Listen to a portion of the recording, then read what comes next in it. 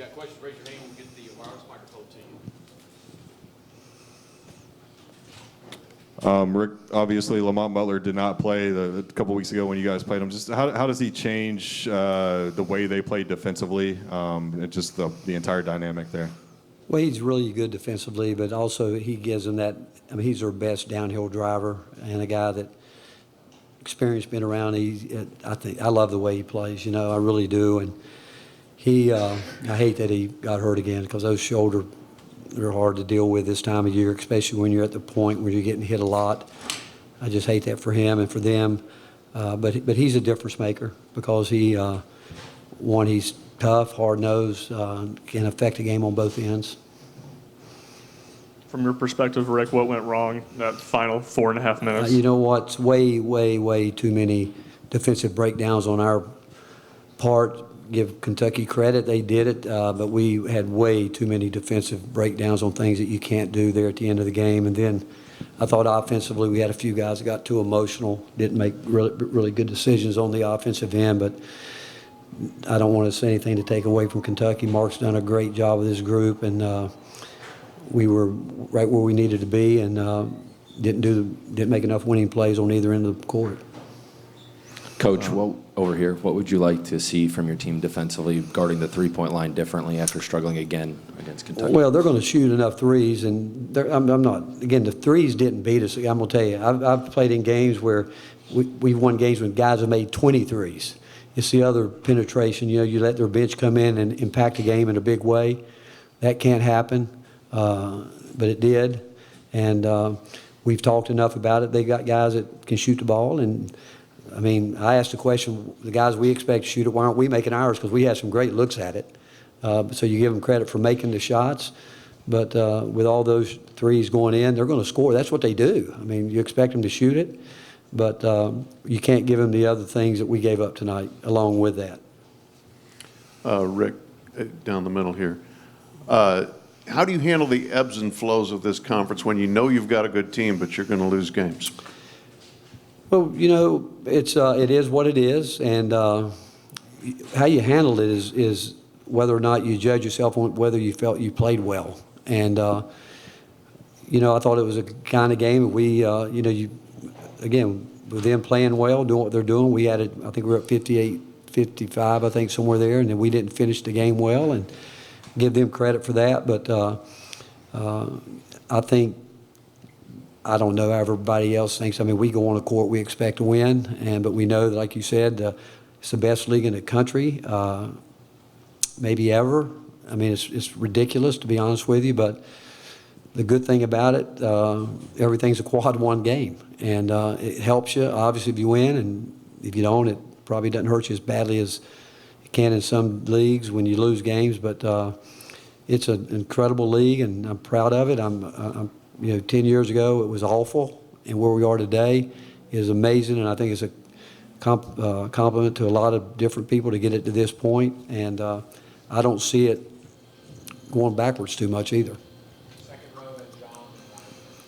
Rick, you guys entered today's game #1 in the country in field goal percentage defense and three-point percentage defense, and your two worst performances in that department this year have been against Kentucky. Is it something that they do that give you guys fits, or is it just as simple as them just hitting shots? Again, I thought they played well tonight, and again, I think we played. I was really disappointed at home because we didn't play with the effort it takes to win. Tonight, I thought we played with the effort, but we didn't play very smart. We made some of the same mistakes in terms of personnel. But again, give them credit. They, we know they're going to shoot it, and you hope that, like anybody, that when you come in too, when you get some looks at it, you can make some of them to negate some of that. We didn't tonight with the fact that we only made 3 tonight and they made 12. We were still right there, and really it was probably because of our defense. And but the fact is, they're capable of doing this, and we haven't put together all year long enough games where we've guarded well enough and shot the ball well enough. And but again, we were there. We had a chance, but we just didn't finish it. Rick, in the back give here. them credit for it. Yeah. Sorry. In the back here, a lot of frustration down the stretch. You alluded to it a little bit, but where did that frustration come from, execution-wise? You know, some of it is some of these guys haven't been in situations like this, a little bit of it, but by now, with as many games as we've played, I can't buy that, to be honest with you. I think it goes back to individual guys. We know our guys, and we know we got some guys that are pretty cool and calm. Some guys we know get a little bit too emotional and kind of zone out at the wrong times. I mean, I think every team I've coached, there's been different personalities like that, but it can't happen at that time. I can only tell you that. I mean, when you work hard enough to get yourself in position to win on the road against anybody in this league, the mental part of it, you've got to take care of it, and that's on both the offensive end and the defensive end. The breakdowns that we had in the last 10 points they scored were, it can't. I mean, they made a couple shots, but it was our execution, really. So four more hands up, Ryan in the front row, third row on the end, and Reese to wrap it up. Rick, seemed like a clear emphasis to take less threes in the first game. Were you kind of happy where y'all settled out there? No, that was what we said. We were going to take them on our terms, and that was we wanted to drive, play inside out, still wanted to shoot it. I thought we did take a couple tough twos in the first half, but no, we were again. I don't have a problem with us shooting 35 threes if they're on our terms. I really don't, and our team doesn't. But the fact is, we wanted to put the ball inside more, and we had chances to do it, and we didn't do it enough. But the biggest thing there, they didn't have to guard us at all down there. We were just come down, not even pass the ball and shoot, and they were in position to rebound the ball. And so we tried to get more movement and make them guard a little bit, because at our place they didn't have to guard us at all. We just self-checked ourselves. Coach Barnes, what does it do for this team when Amari Williams can do what he does, is kind of playing a point center at times? After Lamont Butler goes out, he's the one bringing the ball up the floor. He's helping initiate the offense. What is it going to do for this Kentucky team when he can do that, especially when they're dealing with injuries? Well, again, I think it's where Mark's done a good job. I mean, he looks very comfortable doing that. That's what he does, and we played against that the whole time down there, and that's part of this. When guys go out, you go back to our game with Florida. We had two starters out, and guys stepped up and played. I mean, that's what happens sometimes, but the fact is, I think Mark's system is very sound.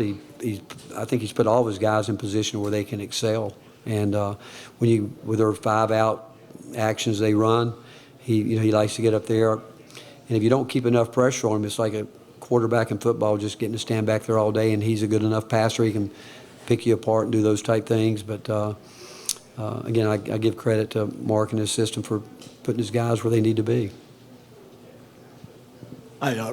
Rick, Kentucky's defense has been a little bit maligned at times this season, but since the first time that you scouted them a couple of weeks ago, have you seen changes or things they've done to take a step up there? Yeah, I thought they played hard tonight. I really did. I think that there's a lot of different ways to play defense. Some people like to really sag back in there and encourage you to shoot it quickly and say, hey, you're going to have to shoot a jump shot, whatever. Some people play high-level personnel where they're just going to stay with certain guys. So there's a lot of different ways to play, and our style is, we're going to try to be more dictative where we can do what we think we can do, and for the most part, it's worked for us. Not all the time. Obviously, it didn't for 40 minutes tonight. But I think what you're asking me, if I think Kentucky's gotten better, I do.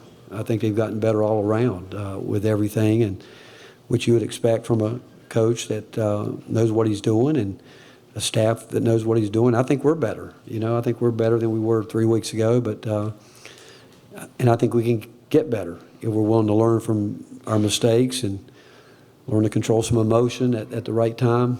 But again, it's consistency. I've seen some teams play harder certain times and then they let down. One thing I've learned in this business is you can't coach the other teams. You can't, because you're not with them every day. You don't know about injuries. You don't know what they had to do to get prepared for the game. But I'm impressed with what Mark's done since the 2 times that we've played against him. Coach, how have you seen Igor get more comfortable in the offense recently? Well, again, I think he should be comfortable, but again, I think he's got to still slow down when he starts playing at it by himself there. We don't know what he's doing sometimes, and he's the guy that we need to be the most consistent guy on the court, both offensively and defensively. We need him to be consistent, where what we can count on every single night. And I think, again, he's going to get better. You know, we're down to 7 or 8 games, and then we postseason. So there's a lot of time to improve, and we need every one of our guys on our team to get better. Thank you, guys.